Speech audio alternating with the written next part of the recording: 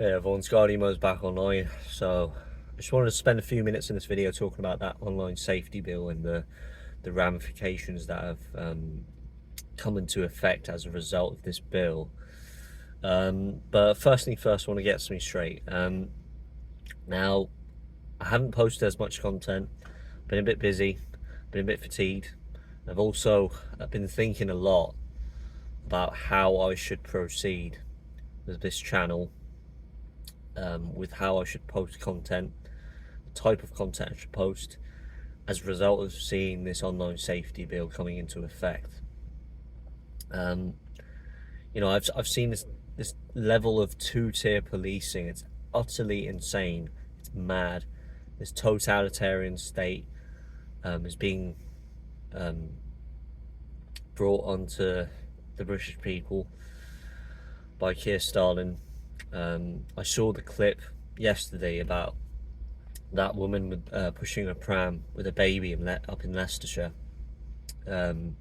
She got arrested by the police officers for no apparent reason. They didn't even state the reason for her arrest, and then immediately arrested her simply because she refused to give her details. You can't arrest a citizen for refusing to give personal details if you haven't outlined at least the motive behind their arrest.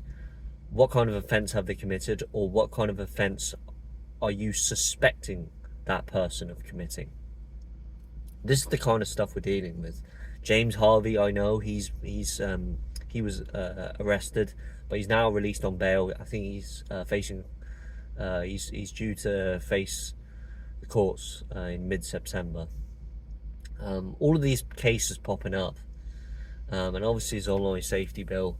Basically, Starmer has sent he calls it an elite police enforcement team for people to investigate, social media posts, to scour the internet for content creators, channels, profiles, for the kinds of posts that they make, and whether or not it carries anti-immigration or anti-migrant sentiment.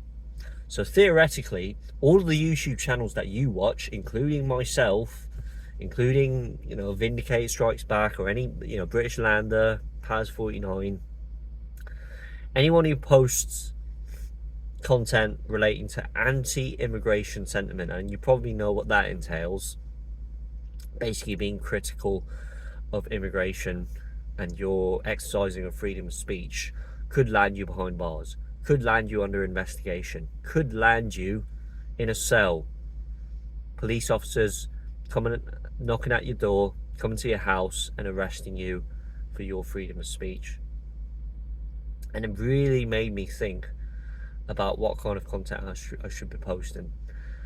But I've sat down, I've contemplated on it, I've prayed about it, and I've decided that I'm not going to change one little bit about the content I'm going to be posting. I'm still going to make posts, upload shorts, and record these types of videos talking about this sort of thing, because we must resist. We have to continue fighting to oppose and resist this totalitarian lawfare state, the infringement of our rights, our freedoms. Our freedom of speech is being taken away from us. The Englishman, the Welshman, the Scotsman, our heritage is being taken away. Kids are no longer educated the right way, and instead misinformation is pushed on them, is pushed on children. Meanwhile, illegal immigration is taking place on an unprecedented scale in the United Kingdom. I can never imagine this happening in a first world country like the UK. We've got Abdul, we've got Mohammed, we've got Jamal coming over in droves, and we're already seeing serious consequences coming out of this massive issue. Migrant hotels, innocent girls being sexually assaulted, children being fiddled with. We're seeing all sorts of problems, all sorts of consequences as a result of this, and I will not stop talking about it, because sooner or later this immigrant problem is going to reach my area. and it's still an area that is relatively safe compared to a lot of areas all across England. I live in Wiltshire, so there's not as much this kind of culturally enriched, diverse, multicultural problem that I saw when I was living in London. So I'm just going to leave you with that, basically. I will not stop talking about this.